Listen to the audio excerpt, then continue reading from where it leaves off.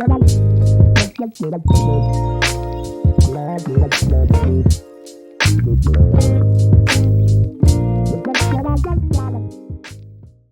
everybody, Tyler here from Camp Kitchen, and today we're prepping up freeze-dried beef chili and mac and cheese, a fusion between two awesome comfort camp meals mixed together.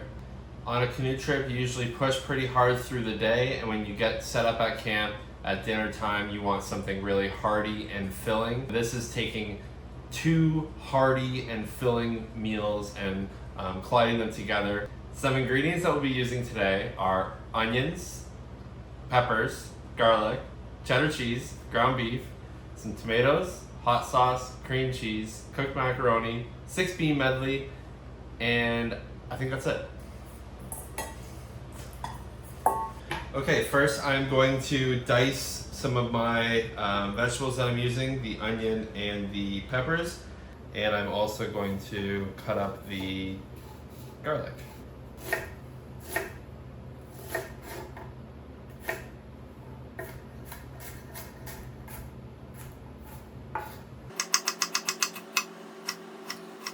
So for this recipe, we're really just going to start out with making chili. So you can make any kind of chili you want. This is just the recipe that I'm choosing. It's not necessarily the most complicated or technical chili recipe that there is out there. So yeah, sub your own chili recipe in for this part. I just avoid using fatty meats when using the freeze dryer. Usually I would start my chili with some bacon, but just gonna avoid that for this recipe and just add a little bit more beef. Which reminds me, I need to update my recipe that I have in my book for that.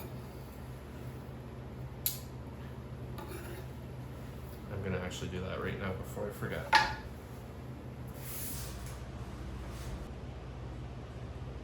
I just start off with a loose recipe, and then as I go, I kind of manipulate the recipe, and then I just make the changes in my book.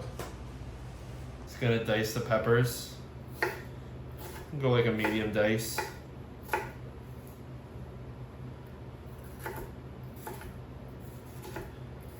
It's always nice having chunky pieces of pepper in a bowl of chili.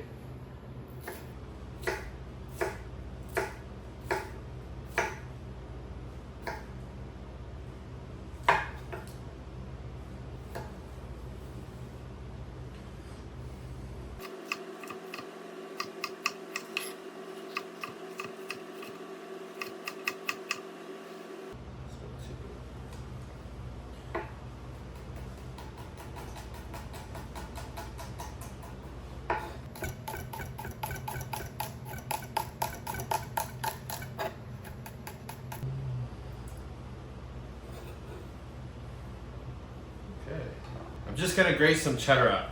Cheddar up. Sounds weird. Cheddar up. Cheddar. Cheddar. Cheddar. I'm just gonna grate some cheddar up.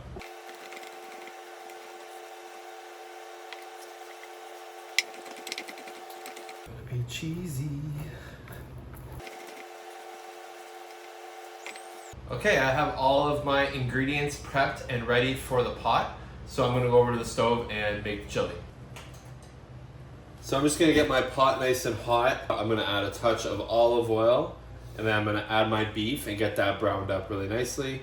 I'm gonna take that out of the pot and start sauteing up some of my vegetables and get them nice and softened up. I'm gonna add my bouquet of oregano and thyme. Just gonna throw that in there. It's butcher twined together. Now I'm gonna add my spices. I'm gonna add a couple tablespoons of cumin.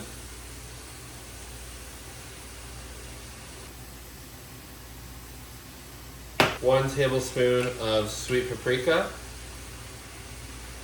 5 good teaspoons of the chili powder.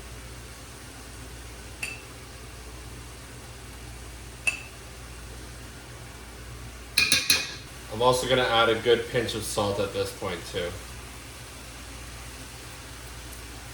I wish I discovered these notebooks years ago. I've been writing in kitchens for a long time. There's always mess everywhere.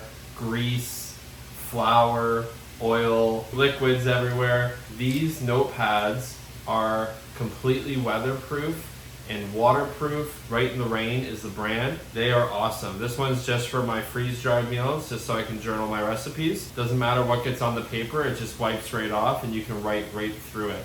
Even if there's a little bit of liquid on the page, writes no problem on pencil. It's pretty cool. Let those spices toast up a little bit with the vegetables, and then I'm going to add my meat back in. All those spices are starting to stick to the bottom of the pot, which is good. Gives them a nice toasty characteristic, but I'm going to need to deglaze it with something to get those off the bottom. And so I'm going to add my crushed tomatoes.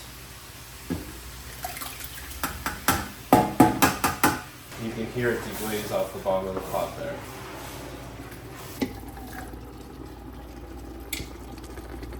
I'm gonna add some hot sauce. I have a half cup measured out here, but I'm gonna add half of it, stir it in, and then give it a taste before I add the whole thing. Hot sauce is something I usually bring on my trip anyways, so if I need to add more, I can add more, but I'm not the only one that's gonna be eating these meals, so I wanna make sure I don't make them too spicy.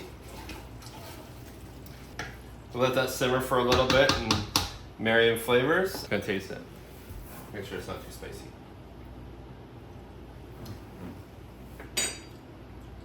No, that's good there. Just more salt.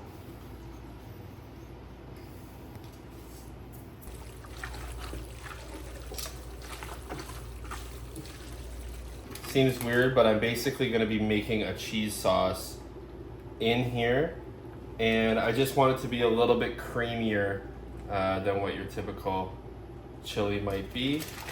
So I'm gonna add that. I'm not gonna add my shredded cheese quite yet. Because if you add that too early, too high of heat, it'll actually split the cheese all up and it'll be separated, which is not optimal. You can see it getting nice and creamy in there. Just gonna stir it until the cream cheese is fully incorporated. Oh, and I also added 2 cans of tomatoes after I paused the film. It just was a little bit dry, so I grabbed 2 more cans and threw them in, but I didn't record it. So, note, a little more tomato. You want it to be pretty wet because we're about to add a bunch of cooked macaroni, and that's gonna suck up some of the moisture. This is gonna be really good. I wonder how many people have added cream cheese to chili before. Starting to taste cheesy. My precious. Okay, now I'm going to hit it with the cheddar. Now that it's not simmering, it's just like hot. You want it to be hot to melt the cheese, but you don't want it to be too hot. So I'm just gonna dump this whole thing in. Just gonna let that melt. Then we're gonna add the macaroni. Touch more. I think I'm gonna need to add more cheddar.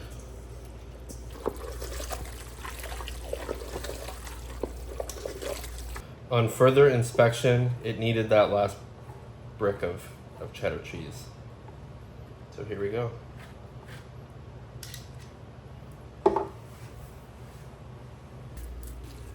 Okay. Final taste test.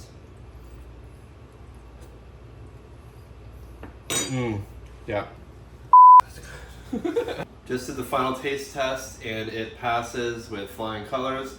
We are going to cool it down before putting it in the freeze dryer. So I'm just going to put it in some containers, get it in the fridge, and probably tomorrow we'll throw it in the freeze dryer.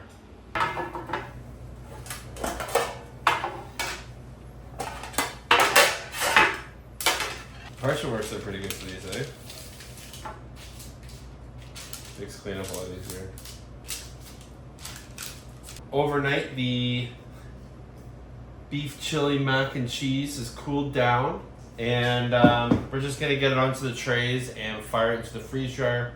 I'm gonna measure them out to 1,600 grams, and that includes the weight of the tray. That just gives me a rough idea of how much is going in. I put all my weight together, subtract the dry weight, and that's how much water is going to go into the portion. I think on the list for one of the next dishes will be cassoulet. I've got a bunch of duck confit downstairs in the freezer. Bean sausage and duck confit.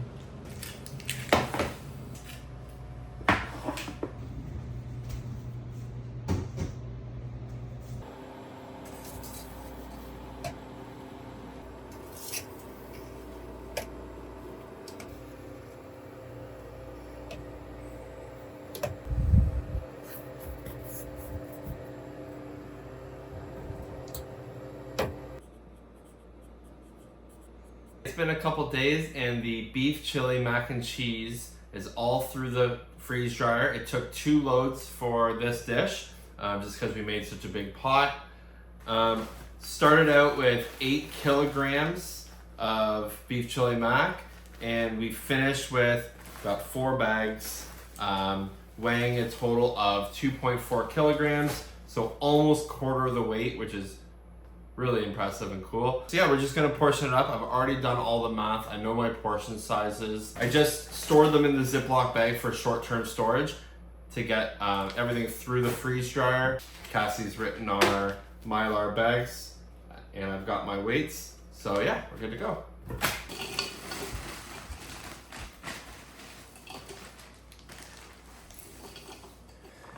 So I've got it in this large pot. I kind of just like break everything up pretty well. Tear my bag. I break everything up really well to make sure that when I portion it up, it's as even as I possibly can get it to be. That being said as well, there's quite a bit of dust in here, and that dust is gonna be the chili cheese sauce. So I wanna make sure that I'm not just taking the pasta off the top and letting all that dust settle to the bottom. So I'm gonna give it a good shake every time I portion a bag out. I'm still not 100% sure about portion sizes. I'm just going with what I think we're gonna want. Portioning a little bit heavier than too light, because there's nothing worse than having not enough food. These bags do have a little zipper on the top, so if we realize that they're a little bit heavy-handed in portion, we can just start cooking 3/4 of the bag.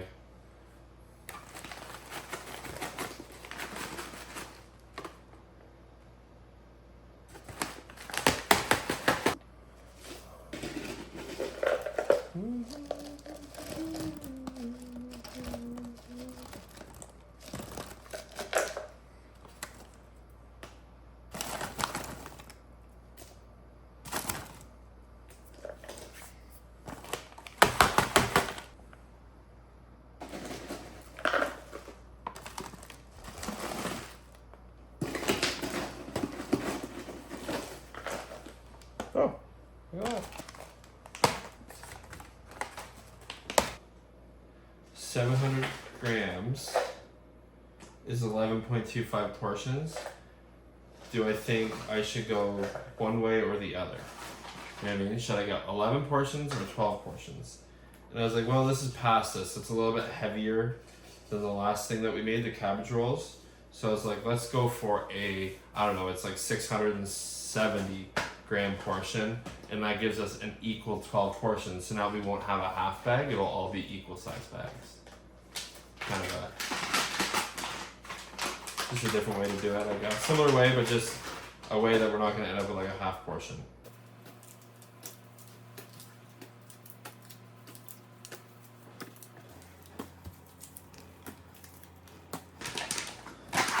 For this part of the process, I just try to hand squeeze as much of the air out as possible. It's not like ultra critical to get all the air out. The oxygen absorber will do its job. I'm also using way higher than necessary oxygen absorbers than I need to be, just because they're pretty much the same price no matter what you're using. You might as well go a little bit bigger than smaller. So I'm just squeezing the air out. I'm zipping it up a little bit, pressing it up against my body, squeezing it, and then sealing it. The zipper is actually not critical for this part. You could do this in bags that don't have zippers, but this helps me sort of take the air out of the bag. So I might as well. I just have this Harvest Right impulse sealer. You just set the heat that you want. I've already got it dialed in, and that just relays the time. I'm actually putting 2 strips per bag. I'm probably being a little bit overcautious, but just in case one doesn't take properly, I have like a reassurance seal, and it really doesn't take too long, so why not?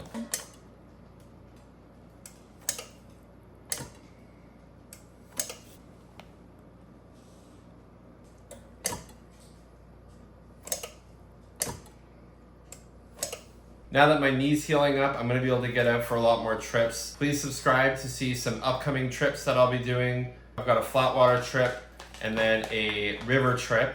Super excited to try this meal out around the fire. Really looking forward to that, and I can't wait for you to join me on those adventures.